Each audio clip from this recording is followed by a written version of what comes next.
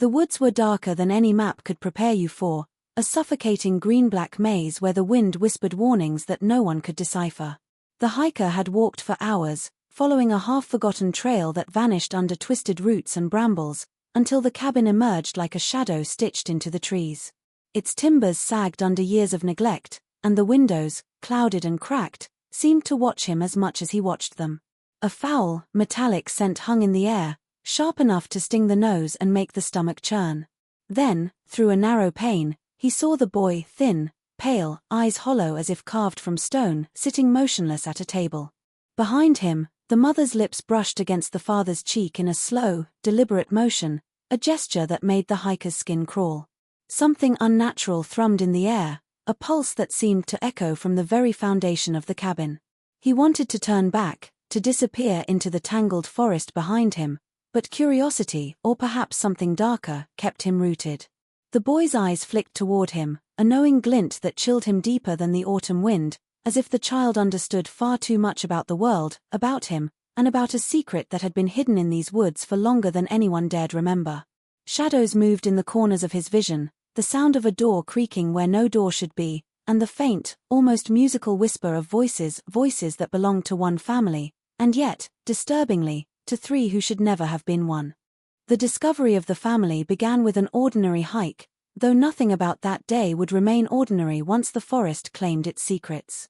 The hiker had been following a trail that few ever walked, a narrow, root-choked path that disappeared and reappeared as if the woods themselves were testing his resolve. The further he went, the heavier the air seemed, thick with the smell of wet leaves, decaying wood, and an unplaceable metallic tang that pricked the back of his throat. Sunlight barely filtered through the dense canopy, leaving everything in a muted twilight, and the silence pressed against him as though the forest were holding its breath. Then, beyond a bend where the path narrowed into a tangle of briars and fallen branches, he saw it, a cabin, low and crooked, shivering as if the wind itself feared to touch it. The structure was so out of place, so impossibly isolated, that it might have been waiting there for him, hidden for decades, shielded from the world. Its timbers were warped, darkened with age, and the roof sagged under years of neglect, shingles missing, allowing glimpses of the sky through jagged gaps. Windows were clouded and cracked, with streaks of something that looked almost like dried blood running down the panes, and the door hung slightly ajar, creaking when the breeze moved through it as though the cabin exhaled with a life of its own. Around the house, the ground was littered with fragments that made the hiker pause, animal bones scattered haphazardly, half buried under moss and leaves, and the remnants of what might have once been small domestic items, shattered and decayed beyond recognition. Strange symbols were carved into the surrounding trees, crude yet deliberate, spiraling and intersecting in patterns that made no sense, yet seemed to communicate a warning or a claim. Every instinct screamed that the place was alive in ways beyond nature, that some consciousness, human or otherwise, watched from inside. And then, moving almost imperceptibly behind the grimy glass of a window, he saw the boy. Pale, gaunt, with eyes unnaturally large and dark, the child sat motionless, staring outward in a way that felt like he was looking straight into the hiker's soul. There was a tension to the scene, subtle and unbearable. Behind the boy, the shadows shifted to reveal two more figures, a man and a woman, whose posture and gestures were intimate in a way that twisted the very air. Something about them radiated a devotion that was suffocating, a closeness that felt wrong and impossible. The hiker froze, unable to move, the forest suddenly heavier around him, as though it too recognized the danger and the darkness housed within that cabin. The sense of trespassing on something forbidden pressed against him like a physical weight, and yet the pull of curiosity, mingled with the terror, held him rooted to the spot, staring at the family whose existence seemed to have been erased from the world. The first encounter with the family was nothing like the hiker had imagined, and the forest seemed to conspire in shaping it into something far more disturbing than any story or rumor could convey. As he lingered near the cabin, unsure whether to retreat or investigate, movement flickered in the corner of his vision. A figure stepped from the shadows of the porch, a man, tall and thin, with skin pale as bone and eyes that held a strange, unsettling intensity. He did not speak at first, but the way he watched the hiker made every instinct scream that this was no ordinary neighbor or lonely recluse. Behind him, the woman emerged, her presence both alluring and suffocating, radiating a domestic warmth that was deeply unnatural, as though it had been twisted into something obsessive and claustrophobic. The boy, still at the window, shifted slightly, his gaze fixed upon the hiker with a depth of awareness that was impossible for a child so young. For a moment, the forest seemed to vanish, leaving the hiker suspended in the space between the shadows and the cabin, between fear and curiosity. Then, in a voice soft yet deliberate, the woman called to him, inviting him closer, as though she had been expecting him all along. The tone was warm, almost maternal, but there was an edge to it, a subtle command hidden beneath the softness, as if kindness and menace had been fused into one. Hesitating, the hiker felt the pull of an unseen force, a gravity emanating from the cabin that urged him forward even as every rational thought screamed to flee. As he stepped onto the porch, the wood groaned under his weight, echoing through the still air like a warning. The man greeted him with a smile that did not reach his eyes, and though the gestures were polite, every movement was charged with a tension that made the hiker's skin crawl. Inside, the cabin smelled of damp wood, smoke, and something indefinably metallic, a combination that made his stomach turn. The walls were lined with old photographs, some of which featured the boy in poses that made the hiker's heart skip, a child far too aware, too fixed in the gaze of the camera, as if the lens had captured something more than an innocent portrait. The woman moved with fluidity, her hand brushing the boy's shoulder in a gesture of possessive intimacy, while the man lingered near the hearth, watching the hiker with a predator's patience.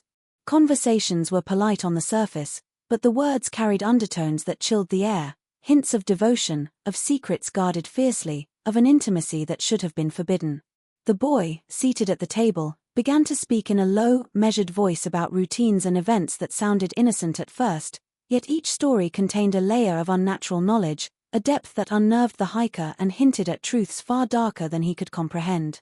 Every glance, every gesture, every subtle movement of the family pressed upon him with an almost physical force, as if the cabin itself had become a crucible of forbidden relationships and unspoken horrors, and the hiker realized that what he had stumbled upon was no ordinary household, but a family whose very existence defied the natural order. The whispers in the woods began long before the hiker even realized they existed, carried by the wind and through the brittle voices of the few locals brave enough to speak of the place at all. In the nearby town, stories surfaced cautiously, always in fragments and half-truths, as if the act of speaking the words too fully might summon the very darkness they described. People spoke of a family that had lived hidden in the forest for decades, 3 lives entwined in ways that defied both morality and reason, a triangle that had long been the subject of hushed warnings and fearful glances.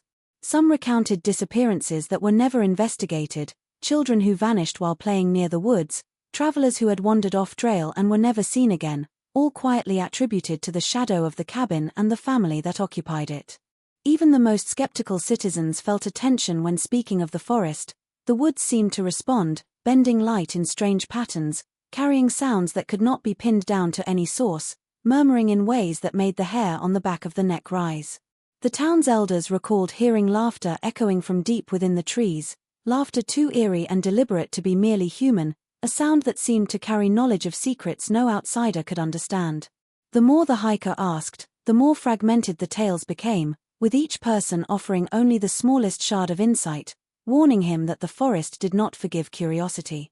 Some spoke of strange lights glimpsed through the canopy at night, flickering in unnatural rhythms, shadows moving with intelligence, and windows glowing with a pale, almost sickly hue, yet no one had ever approached closely enough to confirm what they saw.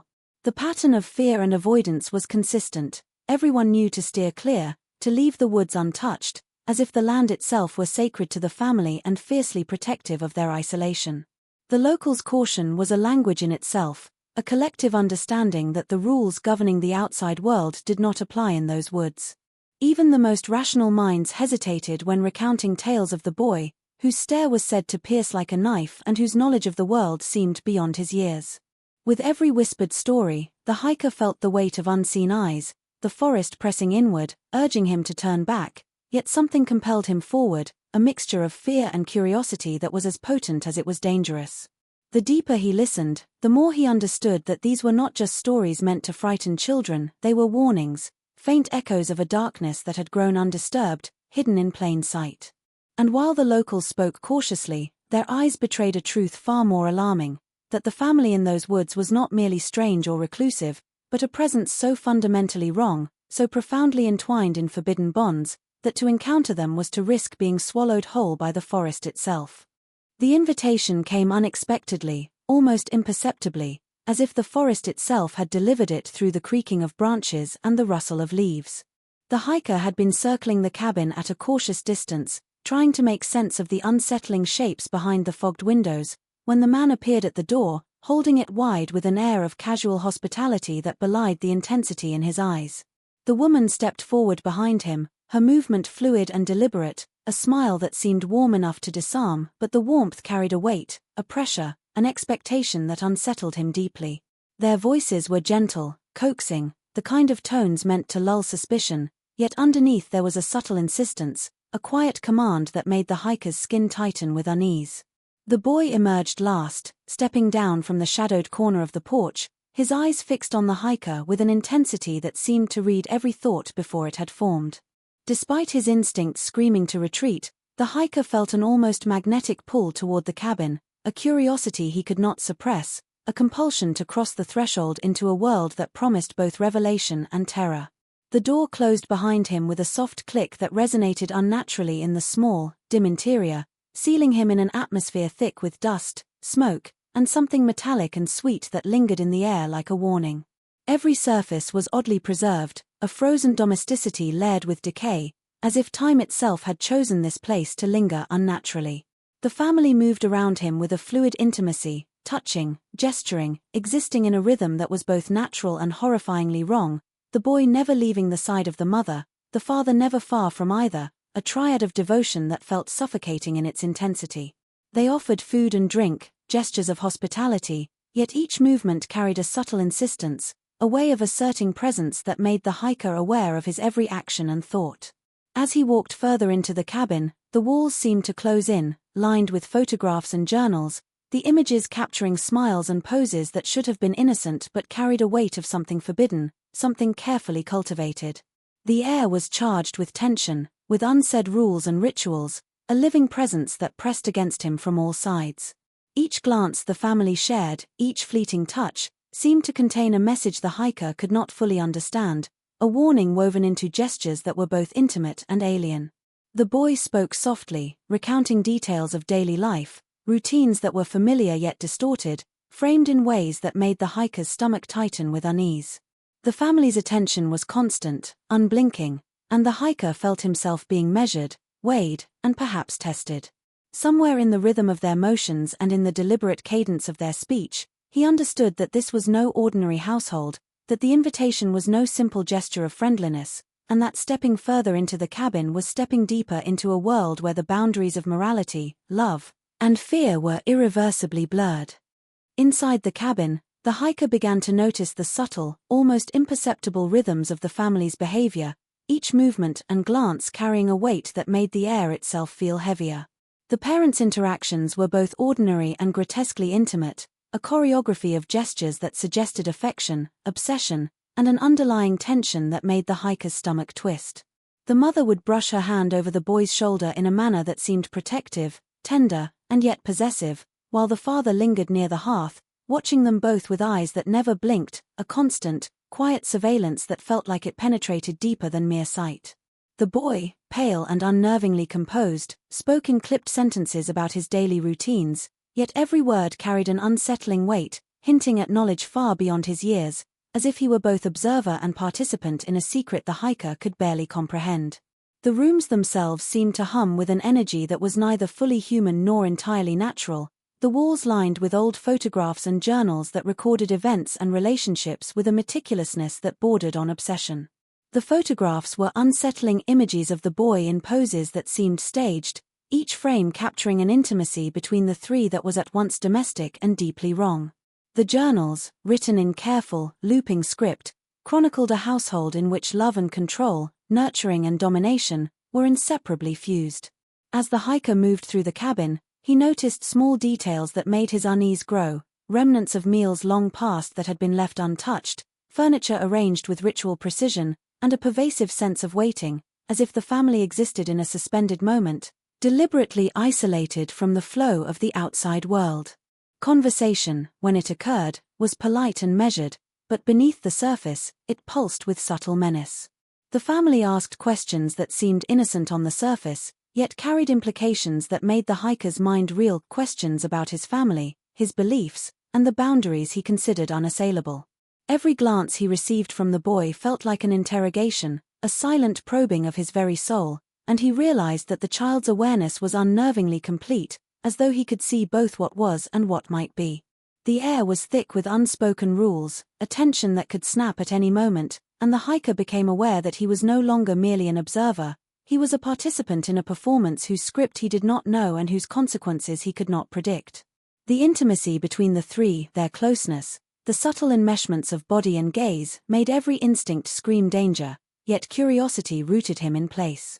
The more he watched, the more he understood that the family's routines, gestures, and words were not merely strange habits, but a complex system of control, devotion, and obsession, a delicate balance that had been cultivated in isolation for decades, and that the hiker's presence had just begun to disrupt. The discovery of the hidden room beneath the cabin came not through deliberate searching but as a cruel inevitability, as if the house itself had been waiting for the hiker to stumble upon it. While exploring the narrow hallway that led to the bedrooms, he noticed a faint draft seeping through the floorboards near the far corner, a subtle movement of air that seemed impossibly deliberate in a space so stagnant. Kneeling to inspect it, he found a loose board that, when lifted, revealed a staircase spiraling downward into darkness so absolute it swallowed the light from his flashlight, leaving only the narrow beam trembling against the walls. A cold, damp smell rose from the opening, thick and metallic, carrying with it the unmistakable odor of decay and neglect, yet beneath that, an undertone of something eerily preserved, almost sterile, as though the space had been both abandoned and maintained for a purpose that defied logic. Each step down creaked under his weight, echoing unnaturally in the small, enclosed shaft, and with every movement, a sense of dread deepened, pressing on his chest like the forest above had descended into the cabin itself. At the bottom, the room opened into a low-ceilinged chamber, walls lined with shelves and cupboards that contained objects both mundane and grotesque.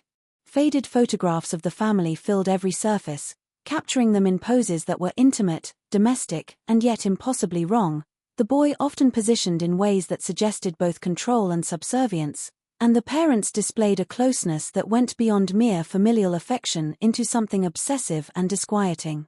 Journals were stacked in neat piles, their pages filled with meticulous accounts of daily routines, relationships, and cryptic notations that hinted at rituals and observations designed to maintain the household's secrecy and enmeshment. The hiker's eyes were drawn to small, personal items, clothes, toys, trinkets arranged with a precision that suggested reverence, each object cataloguing a fragment of lives lived in isolation and devotion to rules that no outsider could fully comprehend. Then, on a low shelf against the far wall, he found remnants of previous intruders, items that suggested other humans had ventured too close and were never seen again. A broken flashlight, a tattered notebook, a shoe pressed into the dust, each object a silent testament to the consequences of curiosity. The room itself seemed alive, charged with the memories and intentions of those who had occupied it, radiating a presence that was both watchful and patient, as if the family knew he had come, had anticipated this discovery, and was waiting for him to understand, or perhaps to falter. The air hung thick with the sense of secrets long preserved and fiercely protected, and the hiker realized that every step he had taken in the cabin had been guided toward this point, toward a confrontation with truths that had been hidden beneath layers of floorboards and silence, truths that carried the weight of obsession, control, and generations of unnatural devotion.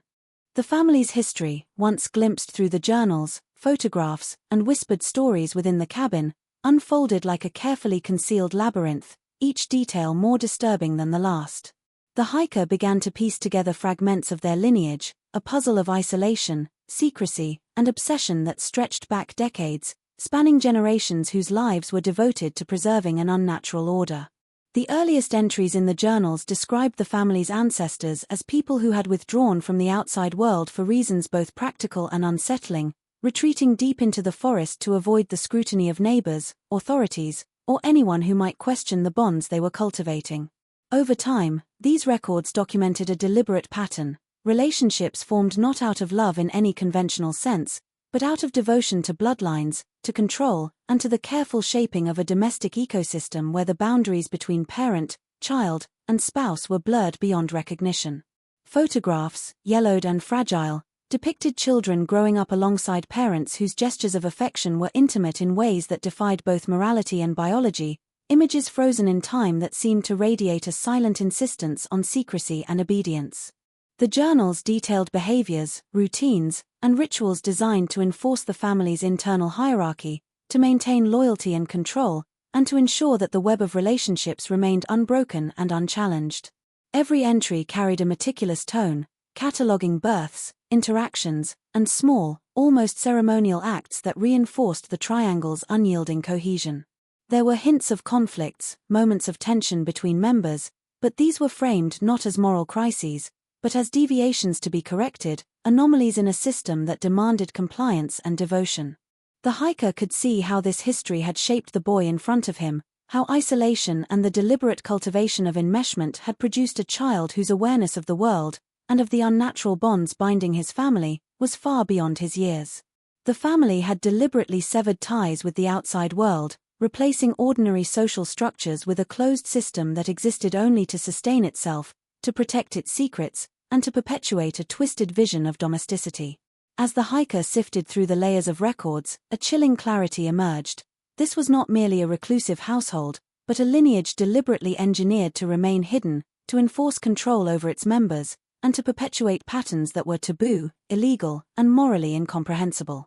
The depth of isolation, the careful recording of every interaction, and the obsessive monitoring of the family's development suggested a single guiding principle: survival of the triangle at all costs, a commitment to secrecy, and a devotion to a philosophy of bloodlines that defied nature, law, and conscience. The more the hiker read, the more he understood that he was confronting not just a strange household, but the culmination of decades of secrecy, isolation, and deliberate manipulation, a family whose history had been written to shield horrors that the outside world was never meant to see, and whose present demanded absolute adherence to rules that twisted love, loyalty, and morality into forms that could barely be comprehended. The hiker's attempt to escape the cabin and the forest that enclosed it proved far more harrowing than he could have imagined, as if the very woods themselves had become an extension of the family's control, a labyrinth designed to disorient, trap, and test those who dared intrude. The path he had followed earlier seemed to have vanished, replaced by tangles of undergrowth and fallen branches that twisted in directions that made no logical sense, confusing his sense of distance and direction. The trees leaned in closer, their branches clawing at his jacket and backpack, their shadows shifting with a life of their own, creating false openings that led only deeper into the thicket. Every sound, an animal's rustle, the snap of a twig, or the wind through the canopy, felt amplified, deliberate, as though it were both warning and guidance, pushing him toward unseen points he dared not name. The forest was no longer a collection of trees, it had become an entity, aware of his presence, aware of his intentions, aware of the secrets he now carried. As he stumbled over roots and rocks, he realized that the air itself had changed, thick with a tension that pressed against his lungs, carrying faint whispers that mimicked voices he recognized from the cabin. The boy's eyes, etched into his memory, seemed to watch him even in the distance, appearing in glimpses through breaks in the trees, a reminder that the family's awareness extended beyond physical boundaries. Shadows moved where they should not have, forming shapes that suggested figures flitting just beyond perception, or perhaps illusions born from exhaustion and fear, yet their consistency left no doubt that something was guiding or constraining him. The hiker's mind raced, calculating routes, retracing steps, yet the forest resisted, bending paths, concealing landmarks, and mocking every attempt at clarity. Small signs of previous travelers, broken branches, discarded items, footprints appeared at odd intervals, offering the fleeting hope of escape, only for the terrain to loop back on itself, as if he had never moved at all. The sense of urgency collided with a creeping paranoia. He felt observed constantly, the forest amplifying his fear, reshaping it into a suffocating awareness that the family was never confined to the cabin. He realized with growing horror that the family's influence might extend through the forest itself, that the rituals, the control, and the obsessive vigilance recorded in their journals were not confined to walls and floorboards but had somehow permeated the land around them. Every instinct screamed that he should run faster, yet movement only increased disorientation, a cruel paradox that left him trapped between desire for freedom and the growing certainty that the forest and the family within it would not allow him to leave unmarked. In the twisting paths, the flickers of shadows, and the whispers that drifted through the trees, the hiker understood that escape was not merely a matter of distance or speed. It required navigating a living, sentient barrier, one designed to enforce obedience, to punish intrusion, and to ensure that the secrets of the family remained buried beneath the suffocating canopy of the woods. The shocking revelation hit the hiker like a physical blow, a truth so profoundly unsettling that it distorted his perception of everything he had seen and experienced within the cabin and the forest surrounding it. As he pieced together the fragments of photographs, journals, and whispered remarks from the boy and his parents, the horrifying reality emerged. The boy was not merely a child living in an unusual household, but the direct product of the parents' twisted union. Every odd glance, every unnerving gesture, every carefully orchestrated routine suddenly made sense in a way that chilled him to the bone. The boy's awareness, his knowledge beyond his years, was no longer a strange anomaly. It was the result of generations of secrecy, control, and deliberate manipulation, a living embodiment of a household that had long flouted the natural and moral order. The intimacy between the parents, the obsessive care, and the suffocating devotion he had witnessed was not just a peculiarity, it was the engine that had produced a child who carried within him the tangible consequences of decades of isolation and taboo. As the hiker scrutinized the boy's features in the dim cabin light, he noticed subtle echoes of both parents in every movement and expression, a mirror of genetic and emotional intertwining that no outsider should ever witness. The realization settled in with a creeping horror. This family triangle was not merely unhealthy or socially aberrant, it was an entirely self-contained system that had preserved itself and propagated its unnatural structure with deliberate precision. The boy's very existence was both testament and warning, a manifestation of a philosophy that prioritized continuity of the family above law, morality, or the natural course of human relationships. The hiker felt the weight of this knowledge pressing on him, an oppressive force that made the cabin seem smaller, the walls closer, the air heavier. Each journal entry, each photograph, each subtle exchange between the parents now vibrated with clarity. The boy was the nexus of their obsessive devotion, the culmination of a lineage painstakingly maintained in isolation. His presence in the house was not incidental. It was the reason the family had endured hidden in the woods for so long. Every story the boy recounted, every observation he made about life and the world, was informed by this unnatural upbringing, and the hiker could see how the child had been shaped into both witness and participant, trained to understand the boundaries that had been deliberately erased. The forest outside the cabin, once a mysterious backdrop, now seemed part of this system, a living barrier protecting not just a house but a legacy, ensuring that this knowledge remained hidden and that the boy, as both child and product, would carry forward the secrets and the power of the family's twisted devotion.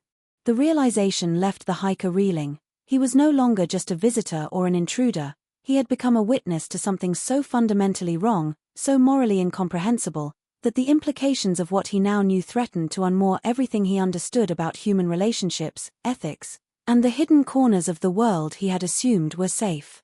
The final choice confronted the hiker like a weight pressing into his chest, a decision whose consequences stretched far beyond the cabin, the forest, or even his own understanding of morality. The truth he had uncovered about the boy, the parents, and the generations of secrecy that had cultivated this unnatural triangle was a burden that no one should carry alone, yet the act of exposing it promised dangers he could scarcely imagine. On one hand lay the possibility of alerting the outside world, of breaking the silence that had allowed the family's isolation and manipulation to persist for decades, but the very thought brought a flood of dread.